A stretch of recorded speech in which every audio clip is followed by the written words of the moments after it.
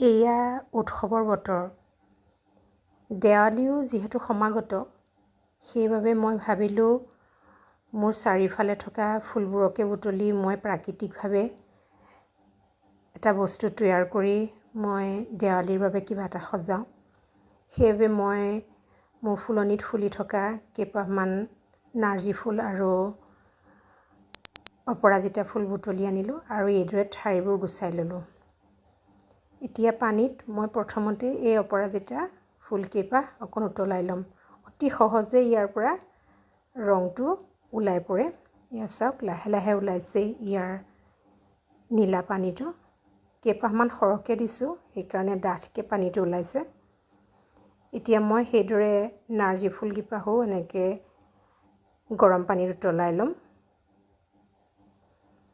তাৰ পৰা এটা ধুনীয়া ৰং ওলাব। এয়া চাওক কিমান ধুনীয়াকৈ ফুলৰ ৰং ওলাইছে। অপৰাজিতাৰ পানীখিনি একদম ডাঠ নীলা আৰু আনটো হালধীয়া ৰং ওলাইছে। প্ৰকৃতিৰ পৰাও যে ইমান সুন্দৰ ৰং পাব পাৰি, চাওকচোন ইমান ভাল লাগিছে। ইয়াৰ পিছতে মই আটা লৈছোঁ। আটাখিনি এতিয়া মই সেই প্ৰাকৃতিক ৰঙৰ পানীখিনিৰে মই এতিয়া মাৰি ল'ম। আটাখিনি ভালকৈ সানি ল'ম। এয়া চাওক, এটা ডো তৈয়াৰ কৰিলোঁ। কালাৰটো কিমান ধুনীয়া এটা কালাৰ হৈছে। আৰু সেইভাগে মই এতিয়া নাৰ্জী ফুলৰো তেনেকৈ ৰসখিনি দি এটা ডো তৈয়াৰ কৰি ল'ম। আচলতে নতুন কিবা এটাই সজাবলৈ পালে উৎসৱৰ বতৰবিলাকত মনটো ভাল লাগে। সেইকাৰণে সদায় আমি মাটিৰ চাকি জ্বলাওঁৱেই, তথাপিও মই এইবাৰ নতুন এটা পদ্ধতিৰে এখন থালি সজাম বুলি মই ভাবিলোঁ। গতিকে আপোনালোকৰ আগতো আগতীয়াকৈ এইখন শ্বেয়াৰ কৰিলোঁ। এনেকৈ দুটা ৰঙৰ দুটা ডো মই তৈয়াৰ কৰি ল'লোঁ। আৰু এতিয়া মই ইয়াৰে চাকি বনাম। এনেকৈ সৰু সৰু টুকুৰা কৰি লৈছোঁ।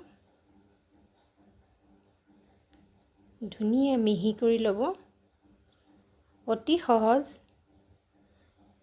এই যে বটলৰ মিঠাতেল অনা সাঁফৰবোৰ থাকে, তাৰে মাজত দি লৈছোঁ আৰু কাষটো এনেকৈ ফুলৰ নিচিনাকৈ এনেকৈ হাতেৰে টেপি দিছোঁ আৰু কেঁচি এখনে কাটি এনেকৈ টেপি দিছোঁ। ফুলৰ আকাৰ ধৰি গৈছে। চাওকচোন কিমান ধুনীয়া পাহ ফুল হৈ গ'ল, দেখিয়ে ভাল লাগিছে।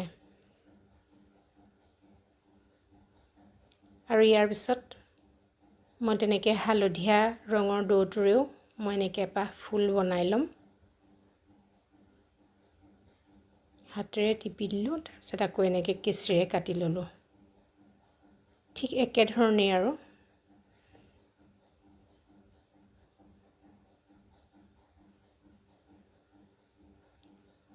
এতিয়া কেঁচিখনেৰে মই পাহিৰ নিচিনা কৰি দিছোঁ। ফুলৰ পাহিৰ নিচিনা কৰি দিছোঁ। অকণ হেঁচি হেঁচি ডিজাইন এটা হৈ পৰে, দেখিবলৈ বৰ সুন্দৰ লাগে।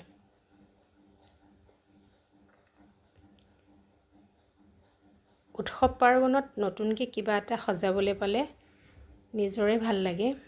আৰু এনেদৰে মই কপাহৰ আকৌ আগটো মই এনেকৈ তৈয়াৰ কৰি লৈছোঁ। আৰু ইয়াৰ আগটোত মই অকণ পানী সানি পকাই পেলাইনি আকৌ হালধিৰ গুড়ি অকণ লগাই দিছোঁ ৰঙৰ কাৰণে। আৰু ফুলকেইপাহ মই এনেকৈ সজাই ল'লোঁ। ফুলৰ পাহি ছটিয়াই দিলোঁ থালখনত আৰু চাকি গছ জ্বলালোঁ।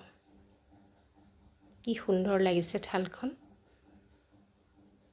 চাওকচোন, আপোনালোকৰ বাৰু ভাল লাগিছেনে? যদি ভাল লাগিছে কমেণ্ট এটা দিব দেই। ধন্যবাদ।